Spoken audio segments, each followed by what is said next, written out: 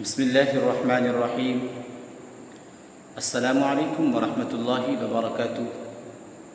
معزز و محترم ناظرین و سامعین، اسلامی بھائی اور بہنوں، آج ایک ایسا مسئلہ لے کر آیا ہوں نماز کے تعلق سے جو عموماً 95 یا 99% لوگوں کو یہ مسئلہ پیش آتا ہے، اور اس مسئلے کا جاننا انتہائی ضروری ہے تاکہ آپ جب صحیح مسئلے کو جان جائیں گے تو انشاءاللہ عمل کرنا بھی آسان ہوگا اور بہت سے ایسے مسائل آپ کے حل ہو جائیں گے جو اب تک جس میں آپ کنفیوز تھے یا جس میں شک میں پڑے ہوئے تھے۔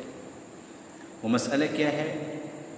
وہ مسئلہ اصل میں چاہتا ہوں کہ اس کو پریکٹیکلی انداز میں عملی طور پر دکھایا جائے تاکہ آپ اس کو دیکھ کر کے سمجھنا آپ کے لیے آسان ہو۔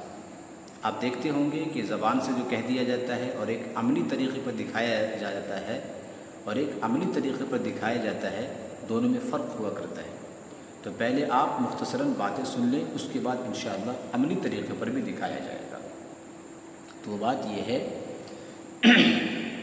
کہ دیکھیے، آدمی جب رکوع میں جاتا ہے، جھکتے ہیں، رکوع میں جاتے ہیں، تو رکوع میں جانے کی آخری حد، بلکہ کہ کتنا جھکنے کو رکوع کہا جائے گا۔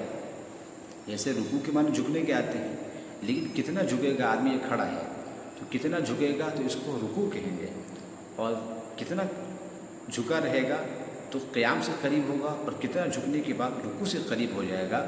اس کو پہلے آپ زبانی سن لیں، اس کے بعد انشاءاللہ عملی طریقے پر دکھایا جائے گا۔ پھر اس سے جو دو اہم مسئلے نکلتے ہیں انشاءاللہ وہ دونوں مسئلے بھی بتائے جائیں گے۔ تو اتنی بات یاد رکھیں کہ رکوع کی ادنا مقدار، یا کہ کتنا جھکنے پر اس کا نام رکوع رکھ دیا جائے گا۔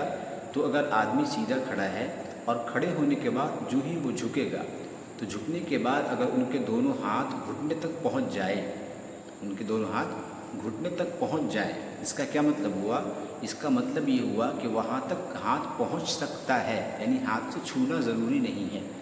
اگر اتنا جھک گیا ہے کہ آدمی کے ہاتھ جو ہے، دونوں ہاتھ یہ گھٹنے تک پہنچ گئے، تو اتنا جھک گیا تو اب اس کو کہا جائے گا وہ شخص رکوع میں چلا گیا۔ اتنی بات یاد ہو گئی؟ کیا بتایا؟ رکوع اس وقت کہا جائے گا کہ آدمی کھڑا تھا، کھڑے ہونے کے بعد جب جھکا تو اتنا جھکا کہ جھکنے کے بعد اس کو دونوں ہاتھ گھٹنے تک پہنچ جائیں، اس کے قریب سٹ جائیں، دو گھٹنے سے ٹچ ہو گیا، تو سمجھیں کہ اب وہ شخص رکوع میں چلا گیا۔ اب دیکھیے، دو مسئلے میں بتا رہا ہوں جو بہت اہم مسئلہ ہے۔ ایک یہ ہے، امام صاحب نماز پڑھا رہے ہیں اور نماز پڑھانے کے دوران ایک آدمی پیچھے سے آیا جس کو مسبوق کہتے ہیں۔ اب امام صاحب رکوع میں تھے، وہ آدمی پیچھے سے آیا جو مسبوق ہے، جس کی رکعت نکل گئی ہے۔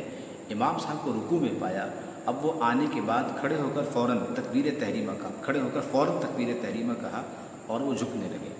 کون؟ جو پیچھے سے مقتدی آیا، وہ جھکنے لگا۔ تو جھکنے کے ساتھ جو ہے امام صاحب اللہ اکبر سمیع اللہ لمن حمدہ کہتے ہوئے کھڑے ہونے لگے۔ اب وہ مقتدی جھک گیا ہے، تو سوال یہ ہے کہ جب مقتدی جھک گیا تو کیا اس کا اتنا جھک جانا رکوع میں شمار ہو جائے گا اور پھر یہ کہا جائے گا کہ اس کو رکعت مل گئی، یا کچھ اور؟ تو انشاءاللہ میں پریکٹیکلی انداز میں بھی دکھاؤں گا۔ اور دوسرا مسئلہ یہ ہے کہ کوئی آدمی وتر پڑھ رہا ہے اور وتر کے درمیان وہ دعائے قنوت بھول گیا۔ دعائے قنوت پڑھنا واجب ہے۔ اب دعائے قنوت بھول گیا، اب وہ رکوع میں جانے لگا، لیکن جو ہی رکوع میں جھک رہا تھا کہ اس کو یاد آ گیا۔ جب یاد آیا تو اس کی ہیئت مثال کے طور پر جھکنے کی اتنی تھی کہ وہ ان کے دونوں ہاتھ گھٹنوں کے قریب چلے گئے، دونوں ہاتھ گھٹنوں سے ٹچ ہو گئے یا اس کے قریب چلے گئے، اب وہ رکوع میں شمار ہوگا۔ اب اگر وہ وہاں سے واپس لوٹتا ہے، پھر دعائے قنوت پڑھتا ہے، تو سجدہ سہو کرنا واجب ہوگا۔ اور اگر وہ اتنا اس کے ہاتھ جو ہے گھٹنے کے قریب نہیں گئے تھے، پھر کھڑا ہو گیا اور دعائے قنوت پڑھا، تو اب سجدہ سہو واجب نہیں ہوگا۔ امید ہے کہ مسئلہ سمجھ میں آ گیا ہوگا، لیکن آپ تھوڑا سا پریکٹیکلی انداز میں بھی دیکھ لیں تاکہ سمجھنا اور آسان ہو جائے۔ آئیے دیکھتے ہیں پریکٹیکلی عملی طریقے پر کہ کس طریقے پر یہ مسئلہ پیش آ سکتا ہے۔ میں نے امام صاحب کا مسئلہ بتایا تھا، تو دونوں مسئلے اس پریکٹیکل سے حل ہو جائیں گے۔ تو مثال کے طور پر کیا ہوتا ہے کہ دونوں ہاتھ جو ہیں، یہ دونوں ہاتھ گھٹنے کے قریب، میرا گھٹنا ہے، اس گھٹنے کے قریب چلے گئے، یعنی ہٹانا ضروری نہیں دونوں ہاتھوں کو۔ مثال کے طور پر یہ میرا ہاتھ ٹچ ہو گیا، اتنا جھک جانا یہ رکوع کہلائے گا۔ لہٰذا اب کیا ہوا، امام صاحب صلی اللہ علیہ وسلم کہتے ہوئے کھڑے ہو رہے تھے، شروع کیے تھے کھڑا ہونا، یعنی امام صاحب مثال کے طور پہ ایسے رکوع میں ہیں اور امام صاحب سمیع اللہ کے اتنا اٹھے ہیں، چونکہ ہاتھ کا ٹچ ہے، اتنے جھکے ہوئے ہیں امام صاحب، ان کو رکوع کہا جائے گا۔ اور جو مختلف پیچھے سے آنے والے جس کو مسبوق کہہ رہے ہیں، وہ آدمی آنے کے بعد وہ اللہ اکبر کہتے ہوئے یوں ہاتھ باندھا اور ایسے کہا یہاں تک آ گیا، یہاں تک یہ اس کے قریب نہیں ہے، میرا گھٹنا ہی ہے، اس کے اوپر ہی ہے۔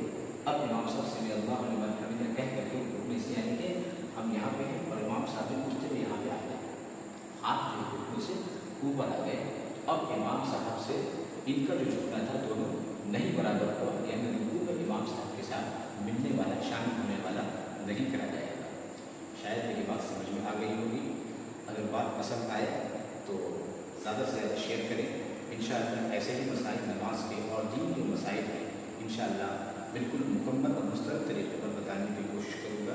اللہ پاک سے دعا فرمائے کہ اللہ رب العزت ہم سب کو ان باتوں کو سمجھنے اور سمجھنے کی توفیق عطا فرمائے اور اس پر عمل پیرا کرنے کی توفیق عطا فرمائے۔ انشاءاللہ ملتے ہیں پھر کسی اگلی ویڈیو